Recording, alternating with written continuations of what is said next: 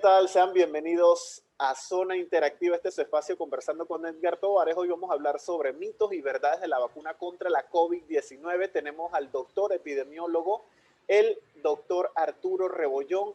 Buenas, bienvenido, doctor. Hola, ¿cómo estamos, Edgar? Un placer estar aquí con usted en este canal interactivo. Perfecto. Doctor, vamos a hacer un poquito de docencia, de información de cómo está la situación, cómo ha evolucionado en los últimos días la COVID-19 en nuestro país. Usted ha estado muy pendiente del tema.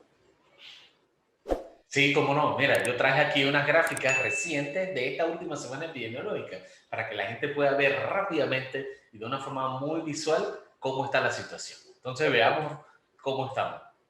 Cómo estamos al día de hoy y pongo abajo, muy grande, porque el tema de hoy no es epidemiología, sino las vacunas. Las vacunas. Entonces, veamos cómo estamos al día de hoy. Básicamente, lo que nosotros estamos viendo es una caída de los casos. Nosotros iniciamos una cuarentena a fin de año, ¿no? Los fines de semana de Navidad, de Año Nuevo, y luego se pegó con unos 10 días seguidos de cierre bastante estricto, y lo esperado era ver una reducción semanal de 20 a 30% de casos. Y esta gráfica que está aquí, estamos viendo los casos nuevos reportados y vemos que cada semana bajó aproximadamente 25% hasta llegar a la última semana, que hemos llegado a 9.600. 9.600, nosotros no veíamos ese número de casos semanales desde, ¿okay? Lo que nos implica que vamos a un buen camino y a una muy buena velocidad. Pero esta variable que nosotros utilizamos en epidemiología, nosotros usamos también una que se llama los casos activos. Los casos activos es cuánta gente está enferma hoy. Y eso depende mucho de los casos nuevos, cuántos se mueren y los recuperados. Entonces, si vemos que hay una reducción de los números, que hace un par de semanas teníamos 55.000 infectados y ahora estamos en casi 40.000, vemos que han disminuido 15.000 casos activos en la comunidad. ¿Eso qué implicaría? Para que lo pongan en contexto. Nosotros como epidemiólogos sabemos que un infectado puede infectar a 10 personas más en nuestro entorno si la protección es adecuada. Entonces eso implicaría que esas 15.000 personas que están abajo nos hemos ahorrado entre 50 y 150.000 casos nuevos en un PD muy corto. Entonces esto es muy bueno verlo y esta es una de las primeras buenas noticias. Vamos, reducción de casos nuevos, reducción de casos activos, pero uno siempre quiere ver cómo están los hospitalizados y los muertos. Vamos a ver cómo estamos. Aquí vemos que por primera vez desde octubre estamos viendo una desaceleración. Nosotros veníamos creciendo y por primera vez en casi 10 semanas estamos cayendo. Entonces estas son buenas noticias, que vamos en el camino correcto. Pero la variable que más nos duele siempre va a ser el número de muertos, porque esto implica que no estás protegiendo a los más vulnerables. Y en esta gráfica nosotros podemos ver cómo ha caído, que llega a un máximo de 328, acabamos de terminar con 210 muertos reportados. ¿Qué implica esto? Nosotros bajamos el número de 100 muertos y esto está directamente relacionado al número de casos nuevos, porque al ser un virus más infeccioso, el 2% de ellos van a fallecer. Esa es la tendencia en el planeta. Eso es lo que significa lo que nos dicen los martes en la rueda de prensa, que hay un 2% de letalidad. Eso implica que el 2% se va a morir. Bueno, nosotros hemos bajado ese 2% de 300 hasta 210 personas. Es por eso que nosotros tenemos que estar bien positivos. Y hablando de positividad, veamos cómo va la positividad de las pruebas. Porque la gente dice, es que como hicieron menos pruebas, pero no importa cuántas pruebas tú hagas, tú tienes que ver cuántos positivos estás encontrando. Si tú encuentras muchos positivos, es porque estás haciendo pocas pruebas o porque hay pocos infectados. Entonces, en este caso, tenemos en los dos. Tenemos baja positividad, bajo número de casos, que nos implica que probablemente haya una disminución de la cantidad de infectados en las comunidades. Y eso lo vemos con la caída de los casos activos. Entonces, es importante ver que el mensaje ya tiene que ir hacia la cuarentena funcionó. Tenemos que enfocarnos más en prevención y enseñarle a las personas a cómo evitar los riesgos, porque sabemos que el riesgo no es igual en todos lados y eso puede ser muy complejo a la hora de evaluar el sistema. Esto aquí parece un montón de fórmulas que nos dice que al final el mensaje de esta es que esta es una enfermedad que es muy compleja y que dependiendo de dónde estés, nosotros tenemos que evitar el cuadrito azul. Y en el cuadrito azul es donde están los pacientes graves. ¿Ok? Cuando nosotros tengamos la vacuna, nosotros vamos a poder cortar todos los que están en el cuadrito azul. Porque el cuadrito azul implica los infectados que se hospitalizaron, que fueron a UCI y los que fallecieron. Entonces, ese es el beneficio de la vacuna. Nosotros vamos a cortar la línea abajo y todo se va a mantener hacia arriba, donde es la persona se infecta y se recupera. ¿Y tú sabes cómo se le llama a un virus respiratorio donde la persona se infecta y se recupera? Resfriado, porque nadie se muere. Entonces, ese es lo que nosotros queremos. Ya después de esto, donde logremos vacunación masiva, nadie va a morir y esto va a volver a la normalidad, que va a ser un resfriado. Perfecto. Entonces, ese es un pantallazo bien general, bien rápido y traduciendo lo que nos van a decir en la rueda de prensa, que nos dijeron en la rueda de prensa. Claro, importante, doctor, y sin duda, obviamente, que es un alivio y una buena noticia entre todo este panorama caótico que se vive en el mundo. Sin embargo, ¿qué se espera o, según su conocimiento y como lo que sabe que se está haciendo en Panamá, se mantendrá así o ya sabemos, usted dijo que con la vacuna, pero o sea, mientras eso ocurre, o sea, piensa usted que hay que seguir con las medidas, hay que energizarlas, ¿cómo hacer que eso vaya mejorando y no en retroceso? Claro, mira, esa yo creo que es la pregunta del millón de todos lados, ¿no? Entonces, tenemos que aprender los sitios donde lo han hecho bien. ¿Y qué han hecho bien ellos? Han promovido el uso de actividades al aire libre. Y cuando digo actividades al aire libre, no es solamente salir a correr, no, es negocios donde tú promueves el uso de ventanas abiertas, muchos ventiladores, porque sabemos que este es un virus que se transmite por vía aérea. Entonces, si se transmite por vía aérea, tú tienes que eliminar la carga viral del aire y eso se hace con ventiladores. Puedes mejorar fácilmente el contacto de superficies lavándote las manos. Ya sabemos hoy que la transmisión por contacto de superficie no es tan eficiente porque implica varias acciones. Tú tienes que ir a un sitio con superficie contaminada, tienes que tocarlo, que tu mano tenga suficiente virus y que ese virus lo metas en la mano, en la nariz, en la boca. O sea que hay muchos pasos, mientras que si ya está el virus en un sitio aéreo flotando, solamente hace y entra rápidamente. Y nosotros respiramos 20 veces por minuto. A diferencia del contacto, que tú te tocas la cara, es 20 veces, pero por hora, ¿no? Y ahí es 20 veces por minuto y hay que empezar a ver estas cosas por matemáticamente.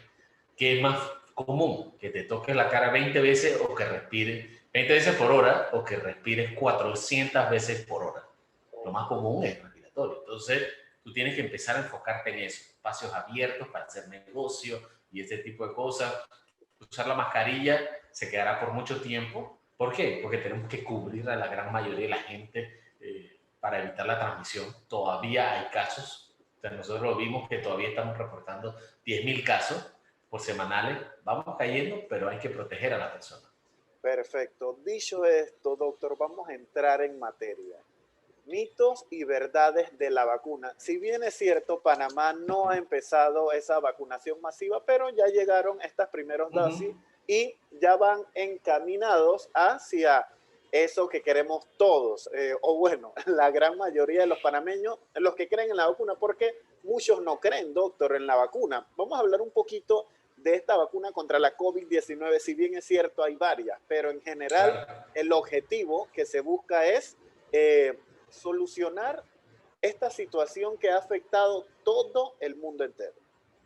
Es correcto. Mira, yo quiero abordar el primer mito ahí, y ese es, esta vacuna se hizo muy rápido, ¿ok? Sí, Entonces, de exacto. salida, hay que Es decirlo. la principal preocupación que tienen Sí, sí, todos. sí, esto se hizo ¿Funcionará? muy rápido y se cortó todo. Bueno, hace 30 años, nosotros, ¿qué tipo de teléfono utilizábamos? De disco, ¿no? Probablemente tu oyentes no ven eso, o sea, que es un teléfono de disco, es una cosa vintage, ¿no? Pero ahorita mismo todos los teléfonos son, Inteligente. ¿no? Son inteligentes, manejan millones de cálculos automáticamente sin que tú te des cuenta. Y esta velocidad, este aumento tecnológico es lo que ha hecho posible este avance.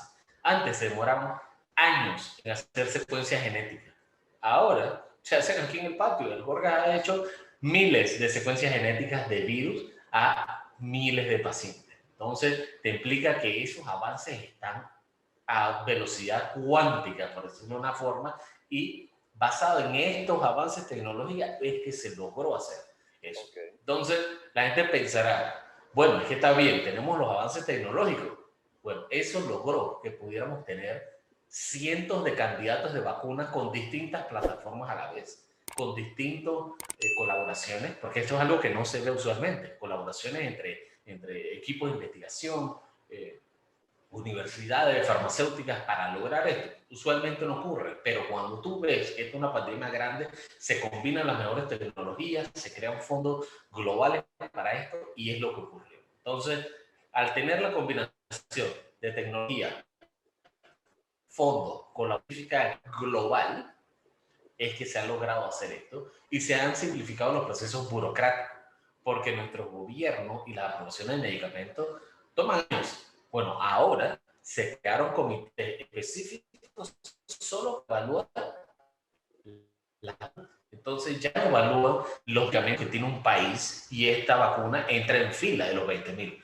No, se creó un comité solo para evaluar una cosa, que es la vacuna coronavirus. Entonces todo el proceso se hace resumido. Ya no tienes que formar una fila de 2.000 personas delante tuyo, sino que tu fila son 3 o 4. Por eso es que se pueden aprobar rápidamente los procesos. Y otra cosa, por ejemplo, Panamá. Ellos no aprueban nada si no ha sido aprobado por la Asociación Europea de Medicamentos o la FDA. Y eso te sirve para decir, esto ya fue evaluado por grandes comités globales, internacionales, y luego nosotros acá podemos hacer la evaluación.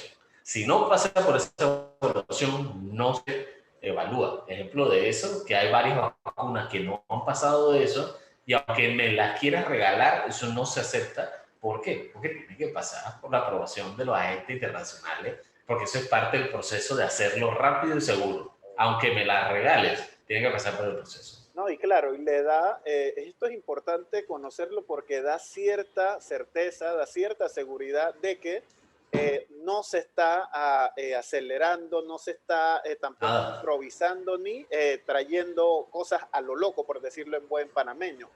Doctor, otra cosa también es que muchas personas dicen no van a probar conmigo, pero sin conocer del tema, porque obviamente no conozco el tema de las vacunas ni cómo se maneja, Claro. cuántas pruebas hacen, pero supongo que eso debe pasar por un proceso, ¿no? Un proceso largo de pruebas para luego entonces sacarla, distribuirla y pues venderlas a todos los países, ¿no?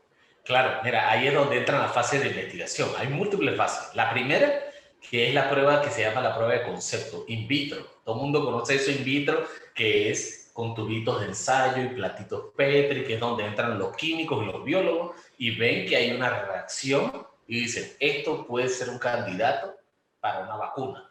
Entonces, se tiene que probar en eso. Después en modelos animales, después en seres humanos.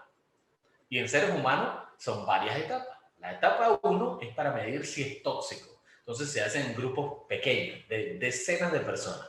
Estamos hablando de un grupo de menos de 30 personas para ver si es tóxico, donde tú le mides todo. Esa persona, para ponerlo de una forma muy sencilla, es como si entraran casi a una cárcel donde tú les monitorizas todo, desde la cantidad de veces que respiran por minuto, las horas de sueño, cuántas veces van al baño, la cantidad de calorías que comen, la cantidad de calorías que salen, si tienen algún síntoma y para ver si tienen algún tipo de toxicidad. ¿Okay? Las toxicidades son los famosos eventos adversos, porque tienen que tener más beneficios que eventos adversos. Si la vacuna prueba ser segura, entonces pasa a un estudio en fase 2.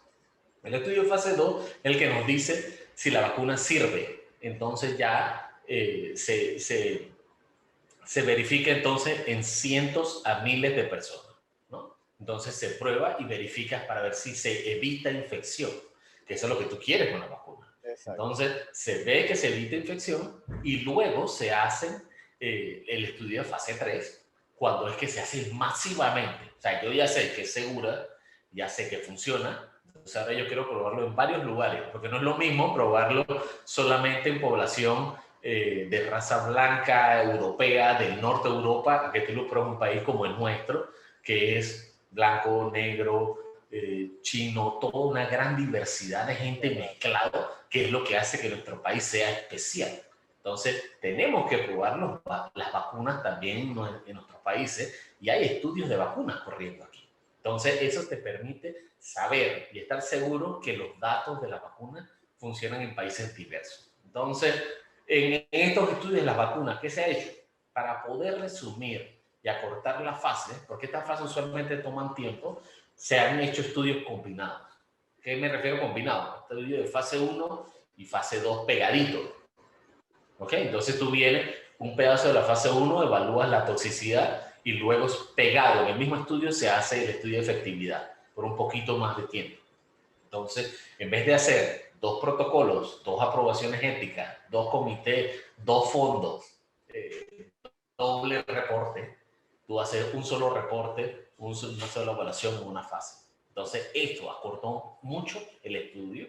Esto fue validado previamente con una metodología estandarizada y ese que sea seguro para la gente, ¿no? Y esto, todo esto que yo he dicho, estamos hablando de que se lo debemos gracias a cientos de miles de voluntarios en el mundo que este año se pusieron vacunas en etapa de estudio. ¿Okay? Entonces, eso hay que darle las gracias a ellos, porque gracias a ellos es que tenemos vacunas, como han dicho aquí, que van a llegar hasta más de 500.000 en el primer trimestre. Ok, perfecto. Doctor, otro asunto también. Las contraindicaciones o los efectos secundarios o contrarios, no sé cuál sería el término correcto, pero lo que ocurre después de vacunarse, la gente tiene miedo también es eso. Me gustaría un poco que Claro, habláramos también. claro, estas vacunas que son de la nueva tecnología de RNA mensajero tienen algo peculiar y es que son, el término que te dicen técnicamente es rectogénica. Rectogénica significa de que pueden tener un poquito más de reacción. ¿Okay? Por Pero lo eso fuerte que es son. parte sí, de lo fuerte, lo rápido que son y es básicamente lo que hacen es que te duele mucho más el sitio de infección, pero no es mucho más a una cosa que te deja encamado. No, yo creo que la gente se imagine como una vacuna del tétano, ¿ok? Que esa vacuna ya la ponen aquí a miles de personas, pero todo el mundo sabe que duele. Y con una tabletita del medicamento para el dolor se te quita. Y ha sido comprobado así consistentemente en varios lugares. Ok, Han ocurrido casos de alergias muy severas, pero esos son en casos de personas que ya les han dado alergias severas. ¿A qué me refiero con alergias severas? Son alergias que tú te tomas un medicamento, comes alguna comida y de una vez se te hinchan los ojos y se te cierra la vía respiratoria, tienes ok, problemas para respirar. Entonces, aún así, la gente se las puede poner, solamente se les recomienda que esperen 20 minutos ahí. Y no es algo raro, ¿eh? O sea, ese procedimiento de esperar 20 minutos se hace en todos lados. Si tú te haces una prueba de sangre en un laboratorio a las exacto. 6 de la mañana, ellos van y te dicen, bueno, muchas gracias por la prueba. Si quiere, ahí tenemos un juguito, un café porque vino en ayuno. Eso no es porque quieren ser corteses contigo, es porque te están vigilando que no te pase nada mientras te tomas el café y el jugo y ahí te quedaste 10, 15 minutos tomando el café. Eso ya se hace. Es importante, por ejemplo, yo soy alérgico a los AINES, específicamente a la aspirina. Exacto. Y yo he escuchado eso que usted ha mencionado en canales internacionales de que hay que tener cuidado con las personas alérgicas. Usted ahorita lo menciona y es importante porque acá es muy común la gente es alérgico, que si al marisco, que si, por ejemplo, como yo, a los medicamentos, a un Claro. montón de cosas. Entonces, para esta gente, usted menciona que sí, para este sector de la población que es alérgico a algo, o sea, usted dice que sí se la pueden colocar, solamente que hay que tener ciertos controles y decirlo, ¿no? En todo momento, decir soy alérgico Sí, a esto. claro. O sea, tú llegas de que, bueno, soy alérgico a esto, y ellos te dicen, no hay problema, venga, póngasela, y cuando termine, esperamos ahí. Ellos tienen todos los medicamentos, si te va a dar la alergia, ahí mismo te lo ponen. Ok. ¿Ok? Porque el riesgo de no ponértela es mucho peor que el riesgo de ponértela. Eso es así, a nivel de población. Hacia allá iba. La gente, la población panameña, está como en 3 y 2. Inclusive los que decían que no se la iban a colocar por un sinfín de cosas, porque usted ha escuchado, ¿no? En las redes sociales el tema de la conspiración Sí, y que si el chip incrustado y no sé qué, un sinfín de cosas para controlarte y demás y no sé sí, qué, sí, sí. que no vamos a tocar acá porque no es un tema que tenga que ver con tema de ciencia, pero sí es importante que hagamos un poquito de docencia de que lo hacemos o no lo hacemos, doctor, nos vacunamos o no nos vacunamos, qué puede pasar si no lo hacemos y el riesgo que podemos correr Claro. si no nos aplicamos la vacuna.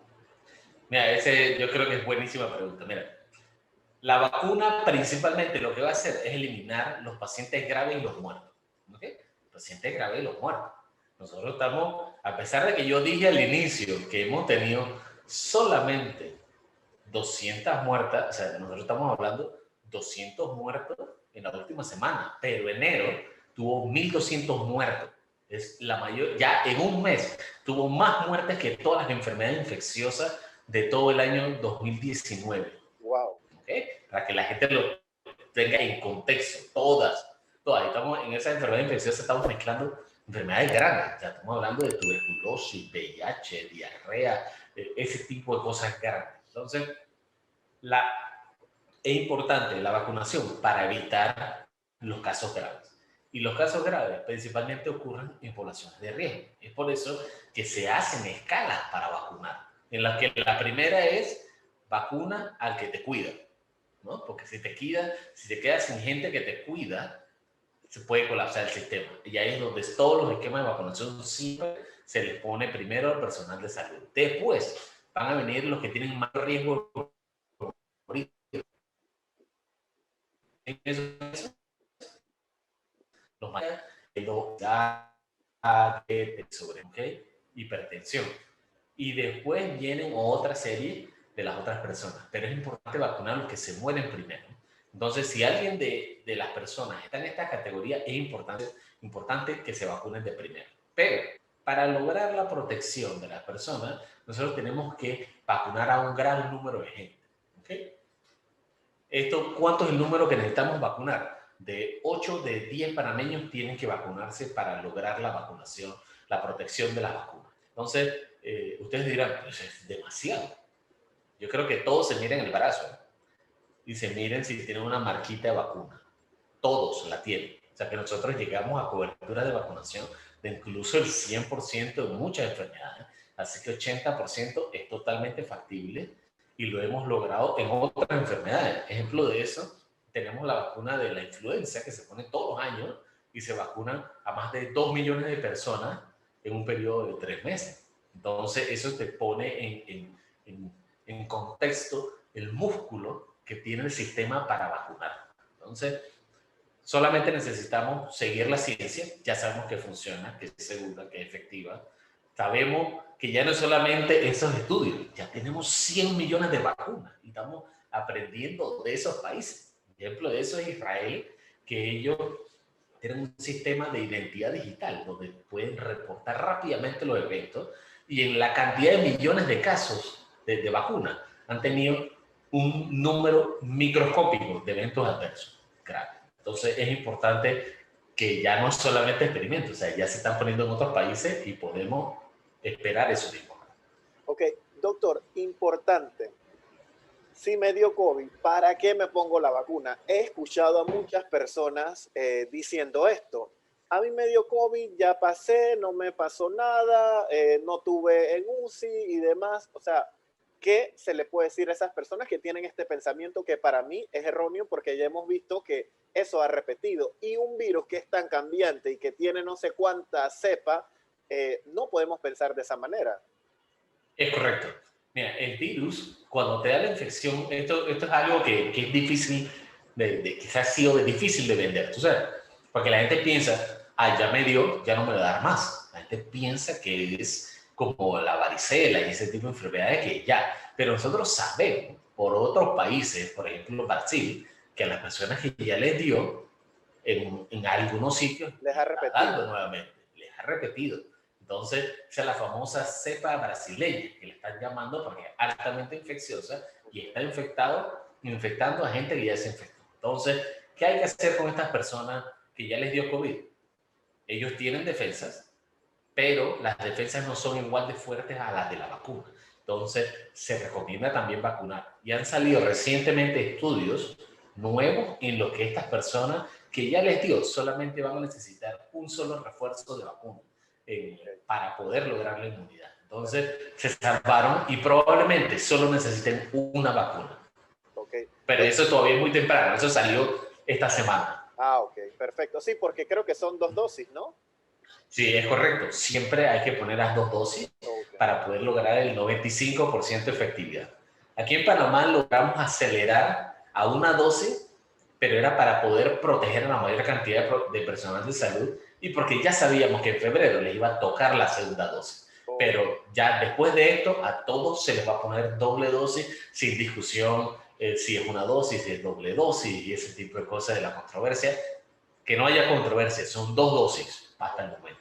Doctor, muy tarde ha llegado, o bueno, no ha llegado en realidad de manera masiva, pero muchos consideran, sin saber del tema, que Panamá ha demorado mucho en el tema de las vacunas. ¿Qué piensa usted? Miren, las vacunas, nosotros tenemos ahorita mismo 190 países del mundo con coronavirus, de los cuales solamente el 15 a 20% de esos países empezó vacunación y Panamá ya empezó. O sea, nosotros estamos en el 20% que ya empezó a vacunar y el resto, el 80% todavía no tiene ni planes ni acceso a eso. Entonces, eso es algo que nos pone en perspectiva de que estamos en la parte del frente, ¿no? Porque también lo dicen, no, es que Costa Rica tiene vacunas primero. La diferencia fueron semanas, ¿no? Fueron semanas y al final lo que queremos no, es que esto no es una competencia. El problema de cuando hacen competencia es que si alguien tiene vacunas más rápido, el otro se queda sin vacuna. Eso es así. Lo ideal es que todos fueran a la misma velocidad, porque donde haya un país con pandemia, todos están en riesgo. O sea, así Sí, fue como empezó esto. Empezó con un enfermo. el tema es que entiendo de cómo estamos con la cantidad, porque Panamá es uno de los países con más contagios y con más víctimas fatales. Entonces ahí es donde radica esa crítica, porque ha sido una crítica para el gobierno panameño y la administración actual de que habiendo tantos casos, habiendo tantas víctimas fatales, no hayamos empezado la vacunación de manera masiva. Trajeron ciertas dosis, pero todavía ya vamos que ya estamos en el segundo mes del 2021 y todavía desconocemos exactamente cuándo va a empezar. Se tenía pensado más o menos como el primer trimestre, pero las personas, o sea, el país considera que ha Claro, tardado mucho, ¿no? Así que claro. creo que por ahí va la crítica. Sí, pero eso hay que ver, tomarlo en perspectiva. O sea, las vacunas todas dependen de múltiples cosas, ¿no? De la fuente, de la cantidad de, no solamente negociar, porque nosotros podemos decir, wow, es que Israel ya tiene un montón de vacunados, pero tú le preguntas a Israel y ellos lo han dicho. Nosotros empezamos a negociar con la farmacéutica cuando eso estaba en concepto. O sea, esa vacuna no existía y nosotros ya habíamos pagado el 40-50% más de lo que ellos planeaban.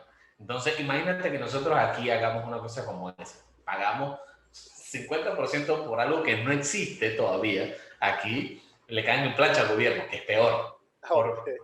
Sí, Claro, le de cae, verdad que sí. sí. Entonces, aquí se ha seguido el proceso usual y no un proceso usual, es un proceso acelerado basado en ciencia. Lastimosamente depende de muchas cosas, ¿no? Nosotros hemos visto que por la gran demanda de casos que hay de coronavirus, asimismo las plantas productoras se han quedado cortas. Y las grandes plantas que han tenido que hacer, han tenido que cerrar plantas para poder expandir. Wow. ¿no? Esto es como cuando haces una barbacoa y tú tienes una parrilla pequeña de 5 personas y te llega 15 amigos más. ¿Tú qué haces? Tú tienes que prender otra barbacoa, la gente va a esperar más, pero cuando están las dos prendidas, tú puedes producir más carne para todo el mundo. Es así mismo. Entonces, ahorita mismo estamos en el momento que sacamos carbón de un lado, tenemos que esperar que el otro se prenda para poder tener a máxima velocidad. ¿Qué significa esta máxima velocidad? Solamente de esas vacunas, ellos van a aumentar la productividad en 800 millones más. ¿Ok? O sea, 800 millones de dosis más, eso es 200 veces Panamá, todo. ¿No? Para que la gente lo ponga en perspectiva, qué tamaño significa eso. ¿No? Doctor, Estados Unidos son 400 millones, es 2 veces Estados Unidos lo que están ampliando. perfecto. Muchos padres, madres principalmente, que son las que están pendientes a los niños, se preguntan por qué la vacuna, en este caso, es para personas de 16 años en adelante. Muchos dicen qué pasó con los niños. Supongo que porque es tan fuerte o no sé, pero sí quiero que usted haga un poquito de docencia. ¿Por qué en estas primeras, no sé cómo se le llamaría esta primera fase o este primer punto, ¿no? De ejecución de la vacuna y la vacunación masiva a nivel mundial no se ha considerado a los niños?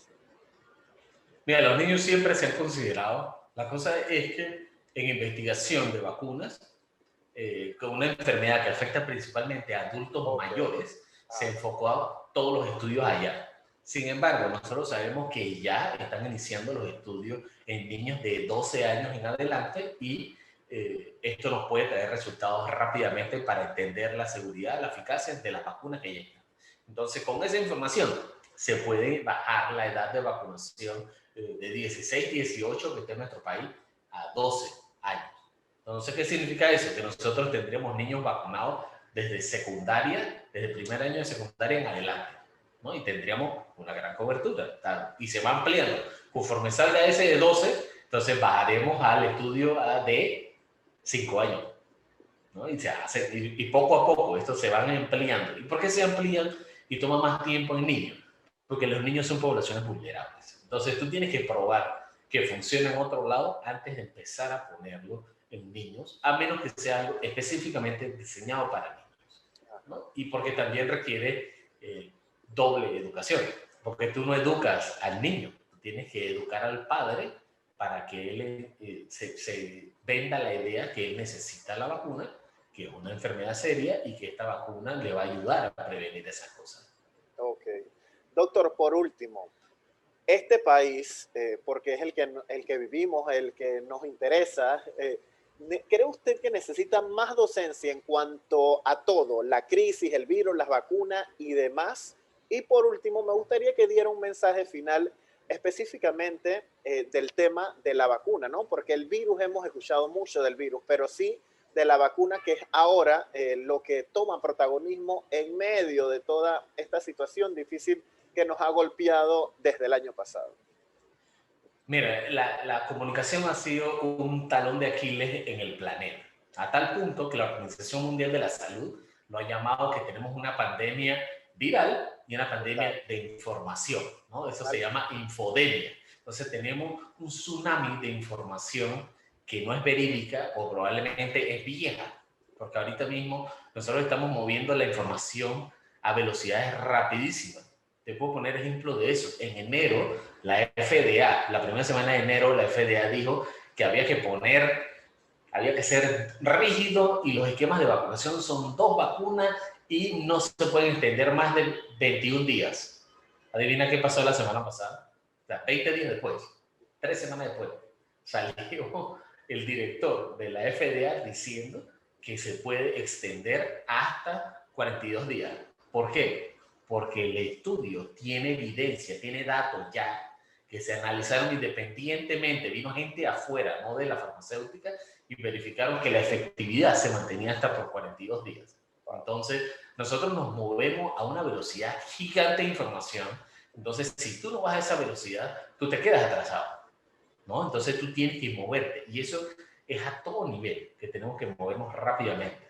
Pero sabemos de que mientras hay gente que procesa mucha información, esa información se crean mensajes, se llevan a las autoridades las procesan, pasan por comité, por gabinete, eso se comunica a la población y cuando se comunica a la población, probablemente haya información nueva que tiene que empezar el ciclo de nuevo. Entonces nosotros tenemos que cortar esta distancia que existe entre los científicos y el pueblo y esa es la razón por la que nos ha tocado a muchos científicos salir a los medios. Usualmente nosotros no salimos, ¿ok? Eso es parte de las autoridades, pero nos toca llevarles la información a las personas de una vez, ¿no? Entonces van a haber siempre choques entre los científicos y lo que dicen las autoridades y eso ha sido así a nivel mundial. ¿Y por qué es así? Porque mientras los científicos están comunicando al público, están siguiendo el proceso tradicional para que llegue y de ahí entonces la autoridad lo cambie. Ejemplo de eso, caretas faciales. En julio salieron publicaciones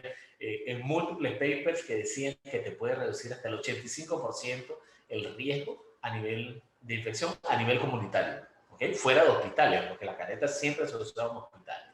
Entonces, eso ha tomado meses a tal punto todavía, el día de hoy, no se recomienda obligatorio, ¿okay? Y la justificación no es solo económica, que muchos dicen es que la gente tiene que decidir entre comer o la careta. Nosotros tenemos caretas en este país que cuestan 35 centavos. ¿Okay? O sea y es reusable, ¿no? O sea que tú la usas y la sigues usando y esos 30 centavos le diste, como se dice en el pueblo, le diste valor a mi cuarto, ¿no? Literalmente. Entonces te salen bastante y es una buena inversión porque te reduce el riesgo en sitios de alto riesgo. Por ejemplo, centros comerciales, transporte público y eso. Entonces, hay que, como cierre, siempre hay que seguir la evidencia, hay que apoyar la ciencia. Mucho de esto es evaluado por científicos locales, ¿no? Científicos aquí pelados, y científicos jóvenes, y científicos viejos, y hemos visto que las vacunas son seguras, son efectivas, y no solamente en estudio de investigación, sino que ya se están poniendo en otros países. Entonces, basado en todo eso que hemos aprendido, sabemos que va a disminuir el impacto del coronavirus y el número de muertes. Y eso es lo que queremos, tener un poquito de lo más normal que se pueda, porque yo te soy sincero, a mí me encanta irme a la playa, a mí me encanta ir a los carnavales, entonces todos queremos hacer eso. Entonces, para poder regresar a eso, tenemos que ponernos la vacuna para poder llegar allá. Y las vacunas existen históricamente, así que nos apoyamos muchísimo en ese éxito y seguimos adelante.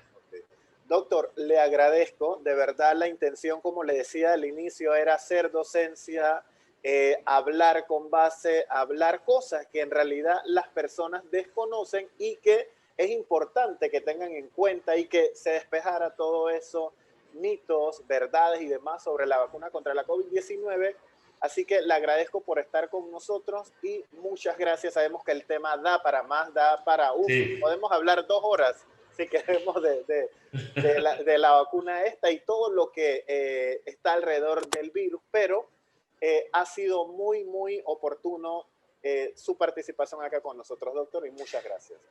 No, muchas gracias, Edgar. Ya saben, el virus lo paras tú.